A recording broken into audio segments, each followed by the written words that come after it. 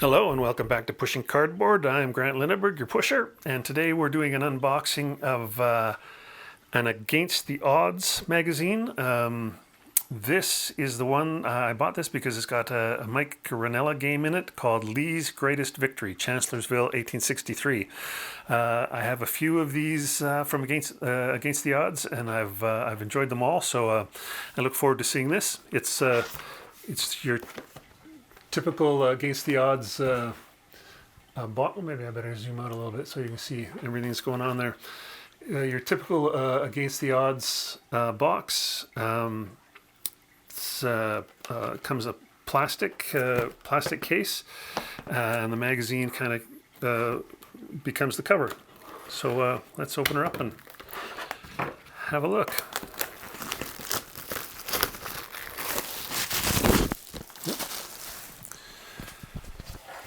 Okay, there we have the game.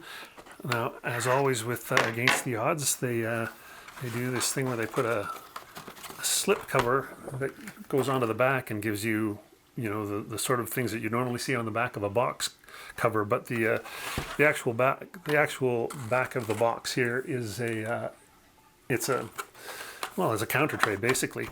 So anyway, there's the back cover thing.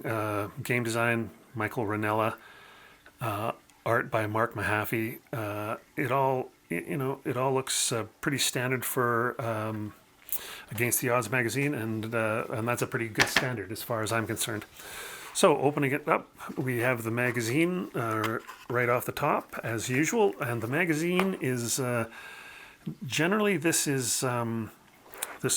rules will be on the inside of the magazine. So if we look,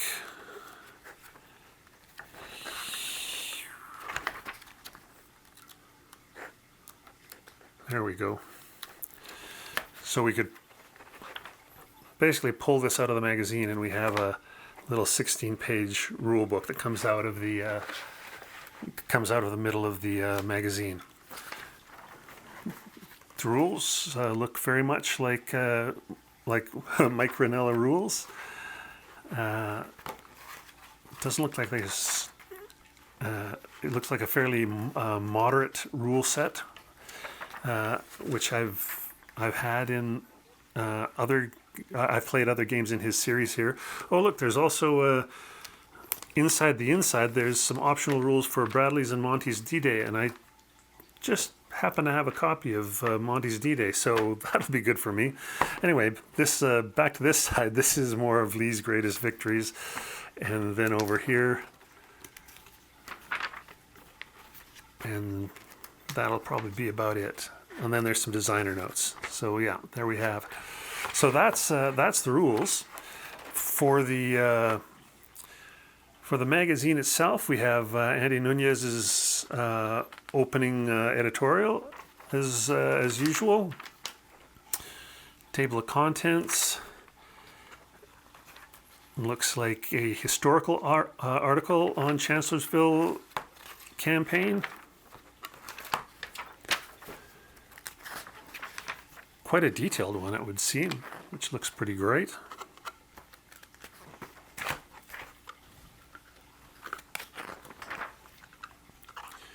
Oh yeah, here's the other two. I have both of these. I'm playing this one at the moment, Not War But Murder, and then Birth of a Legend. So all three of these are by Mike Rinella, and they're all.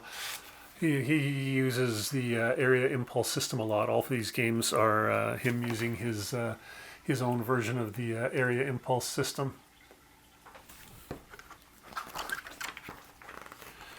And then here's the rules, and if we skip ahead, another article by Andy Nunez.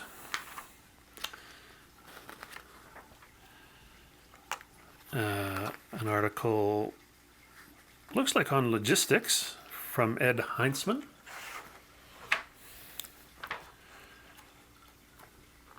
Breaking the Ice, the Great Lakes Winter Fleet, 1942.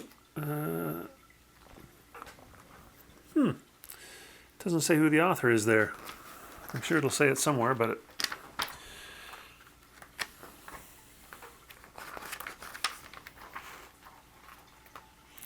That would be this would be an article on this game from High Flying Dice Games, Breaking the Ice.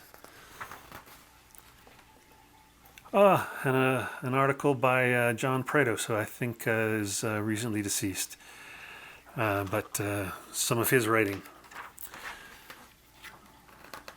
And fifth columnist, this is John D. Burt, his column on books, I think, and that's the end of the magazine. So a chock full magazine there as usual. Let's get back to what we have in the game.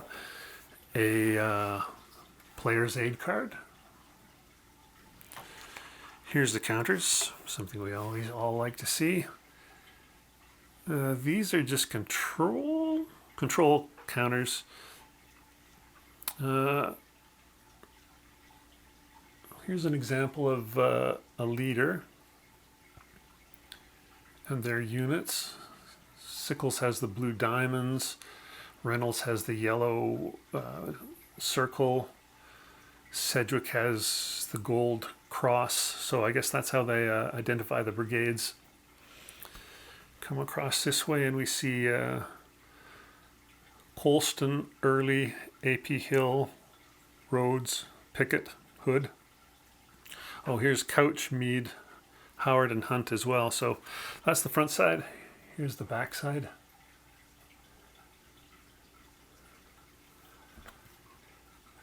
Just a single counter sheet usually for these games at this size. Paper map, but these maps are. This looks pretty good. This looks great, actually. The looks like they've used the dotted lines, these little circles, as to denote the differences between. Like here's area 22, here's area 9, here's 22, over here's 26.